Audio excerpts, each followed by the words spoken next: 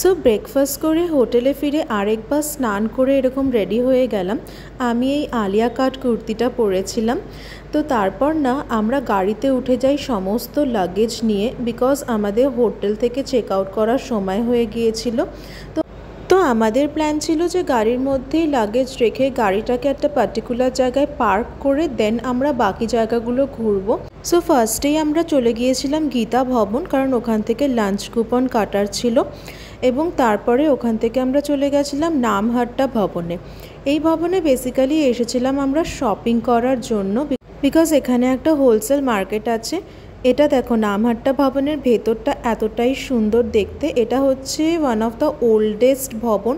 So gift শপের ভেতরে গিয়ে আমাদের মন পছন্দের কিছু শপিং করে নিয়ে নামহাট্টা ভবনের আরেকটা সাইডে চলে এলাম। এই যে জায়গাটা দেখতে পাচ্ছ, তো যখন ঐশিকরা ছোট ছিল তখন এখান থেকে নাকি গঙ্গা দেখতে পাওয়া যেত, এখন আরও পিছিয়ে গেছে। তো এরকম এক ব্যাগ শপিং করে নিয়ে আমরা ওয়েট করছিলাম কখন গীতা ভবনে গিয়ে লাঞ্চ করব। এটা হচ্ছে আমাদের লাঞ্চ কুপন, বাট তখনও টাইম হয়নি। তো আমরা এখন চলে যাচ্ছি এখানে আরেকটা শপিং স্পটে।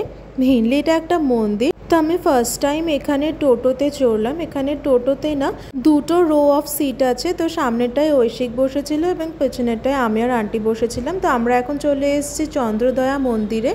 তো এখানে ভেতরে প্রায় দুটো মন্দির আছে এবং তার সঙ্গে প্রচুর শপস আছে যেখানে প্রচুর জিনিসপত্র পাওয়া যায়। আমি গিয়েছিলাম স্পেশালি গোপী ড্রেসের জন্য, বিকজ এর আগে যখন আমি গোপী ড্রেস পেয়েছিলাম আন্টির থেকে, তো আমার খুব ভালো লেগেছিল। তো সেই কারণেই এখানে আসা।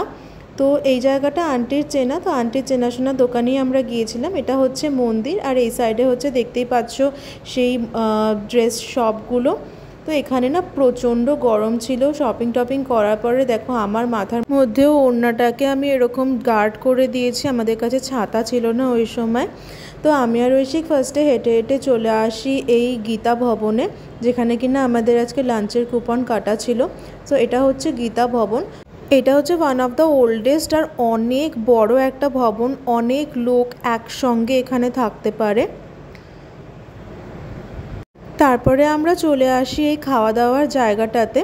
সো বাইরে প্রায় আধ ঘন্টা রোদের মধ্যে দাঁড়িয়ে থেকে আমরা ফাইনালি এই শেডটায় আসতে পেরেছি। আর এই যে লাইনটা দেখছো, কি মনে হচ্ছে যে এইটুকুনি লাইন? তো ওয়েট, এবার আমি তোমাদেরকে আসল লাইন দেখাচ্ছি। আমাদের মুখ চোখের অবস্থা বুঝতে পারছো। এই যে একটা লাইন, হ্যাঁ, এটা সাপের মতো ঘুরে এখানে এসছে, সাপের মতো ঘুরে ওখানে যাচ্ছে, আবার সাপের মতো ঘুরে ওদিকে যাচ্ছে। বেসিক্যালি 4 থেকে 5খানা এরকম লম্বা লম্বা লাইন সাপের মতন ক্রস করে করে করে করে তারপরে মেইন লাইনে গিয়ে আমরা ফাইনালি অনেক প্রতীক্ষার পরে ভেতরে আসতে পেরেছি। এরকম আমাদের শালপাতার থালা দিয়ে দেওয়া হচ্ছিল।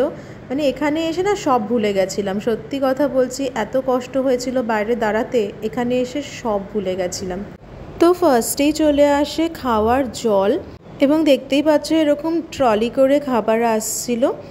তো এরপর একে একে পাতে দিয়ে দিল বেগুনি, সাদা সরু চালের ভাত, ডাল, পেঁপে আলুর তরকারি, পটল পনির আলুর তরকারি এবং পায়েস।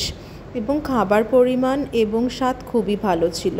যাই হোক, কথা বলতে বলতে দেখিয়ে দিই যে তারপরে খেয়ে দিয়েই আমরা এরকম গাড়ি চেপে যাই এবং আমরা এখন চলেছি বাড়ির উদ্দেশ্যে।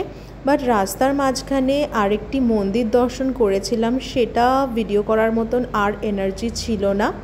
সো এটা হচ্ছে আমার প্রথম মায়াপুর দর্শন। বলা বাহুল্য যে অনেক দিনের একটা মনস্কামনা এই ট্রিপটায় আমার পূর্ণ হলো। এবং অনুভূতি কি বলবো, কিছু অনুভূতি কারোর সঙ্গে না শেয়ার করাটাই বেটার। শুধু একটা কথাই বলবো, ভগবানকে যখন প্রথমবার দেখেছি তখন আমার চোখ থেকে কিন্তু জল বেরিয়েছিল।